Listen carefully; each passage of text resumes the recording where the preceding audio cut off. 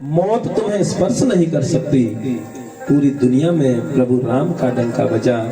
ये ब्रह्म थे इसलिए नहीं, ये राजा दशरथ के आज्ञाकारी थे। भगवान राम आज्ञाकारी थे इसलिए दुनिया उनको पूजती है। बच्चे वही अच्छे लगते हैं जो अपने माता पिता की आज्ञा का पालन करते हैं। वह बहु बड़ी भाग्यशाली है जिनका नाम लेते लेते सास ससुर दुनिया छोड़ करके चले गए। गणपति की कथा कहती है हम सबको जो है बहुत कुछ सुन लेना चाहिए, समझ लेना चाहिए। कथाओं में वर्णन आता है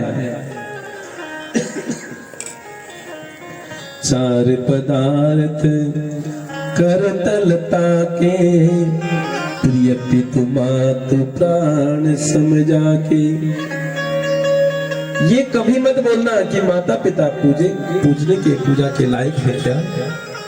ये अधिकार हमको किसने दिया? माता पिता की पूजा करने का अधिकार हमें दिया है। हिरण्यकश्यप जैसा बाप किसी को नहीं मिल सकता, लेकिन प्रहलाद के सामने नरसिंह प्रकट होते हैं। कहा कि मां के बेटा क्या चाहिए? प्रहलाद की आंखें भर आई और कहा कि देना चाहते हो तो मेरे पिता के अपराधों को क्षमा कर दीजिए।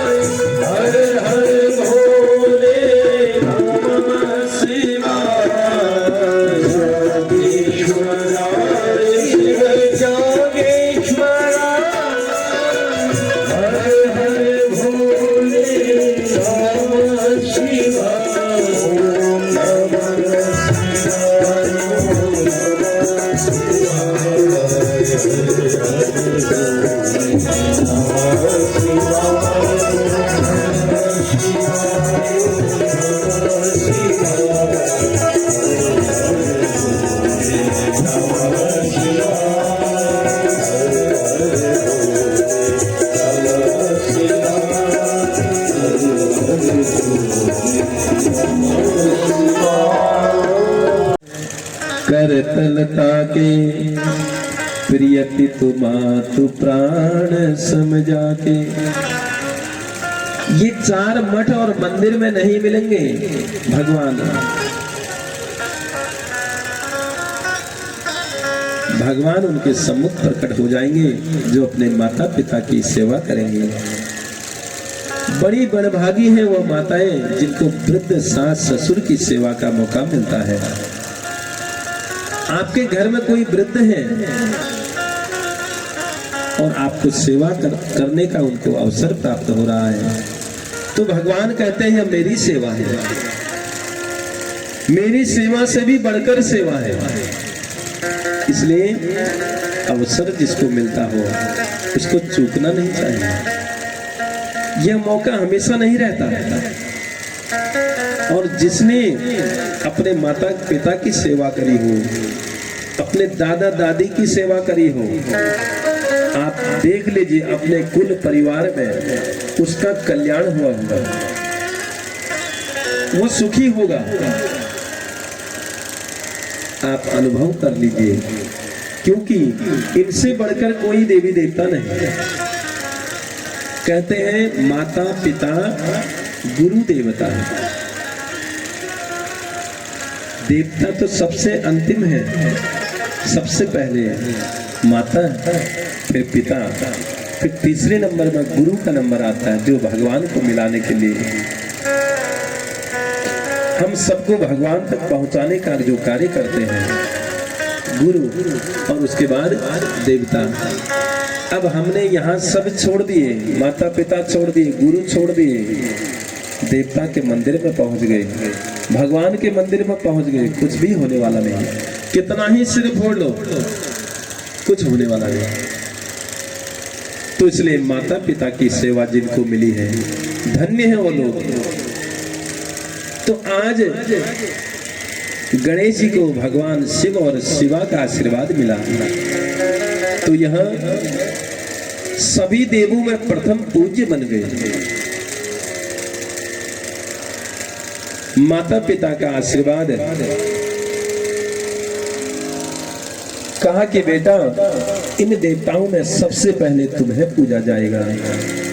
विश्वरूप प्रजेशस्य दिव्य रूपे सुते उभे सिद्धि बुद्धिरते ख्याते शुभे सर्वांग शोभने। इतने में जो है एक विश्वरूप के महात्मा आए और उनकी दो बेटी थी। एक का नाम सिद्धि और दूसरी का नाम बुद्धि। विश्वरूप ने कहा कि हम कन्यादान के रूप में अपनी दो बेटियों को तुम्हें देना चाहते हैं। तो भगवान शंकर ने कहा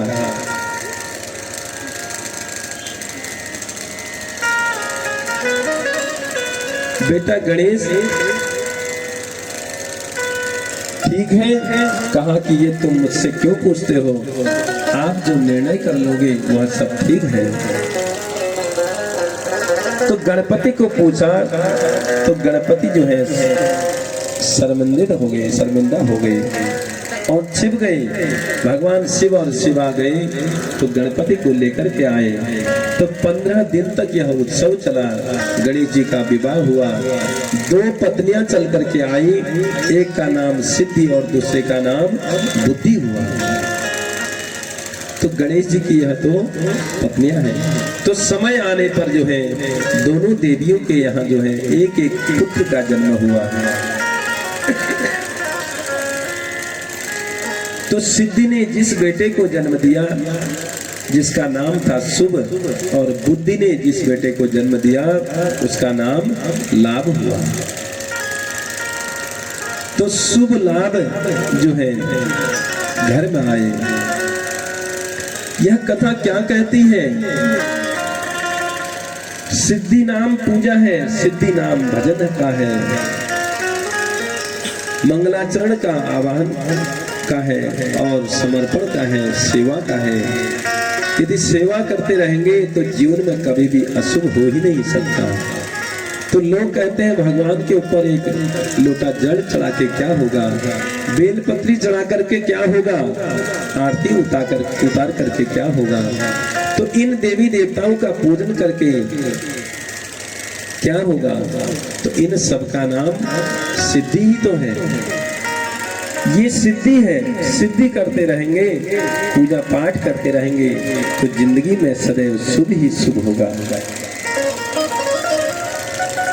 कभी अशुभ हो ही नहीं सकता। इसलिए यह कार्य करना बहुत जरूरी है। तो मंदिर जाते हैं, देखिए वहां आपका जो है, देखिए ऑफिस जाते हैं वह हमारा कर्तव्य है, और मंदिर जाते हैं वह हमारा धर्म है। कर्तव्य जब धर्म से जाकर के जुड़ जाता है तब वह विशुद्ध कर्म बन जाता है। और जिसके लिए बाबा कहते हैं कर्म प्रधान विश्व करी राधा, वह विशुद्ध कर्म बन जाता है। कर्तव्य और धर्म जब जुड़ता है तो पूजा पाठ अनुष्ठान मान सम्मान भजन जब तब सब व्यवहार सद्विचार सब इसके साथ में हो। जिंदगी का निर्वाहन करते रहोगे तो जीवन में शुभ ही शुभ होगा, कभी अशुभ हो ही नहीं सकता। तो गणेश जी की जो है दूसरी पत्नी का नाम है बुद्धि। बुद्धि ठीक ठाक बनी रहेगी तो अकल भी बनी रहेगी।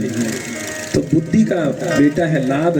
यदि बुद्धि काम करती रही तो हानि तो हो ही नहीं सकती। अच्छी बुद्धि है तो बुद्धि के बल पर व्यक्ति सब कुछ कर सकता है। ये बुद्धि जो है सिद्धि को छोड़ करके न जाए। ये दोनों जो है सगी बहनें हैं। जहाँ सिद्धि रहती है वही बुद्धि रहती है। इसका मतलब है पूजा पाठ सत्कर्म हम करते रहेंगे तो हमारी बुद्धि ठीक ठाक बनी रहेगी। तो बुद्धि ठीक बनी रहेगी तो जीवन में हानि हो ही नहीं सकती, लाभ ही लाभ होगा।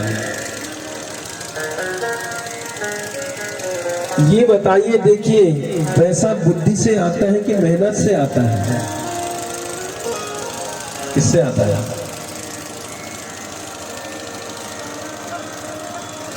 पैसा आता है बुद्धि से। देखिए एक मजदूर काम करता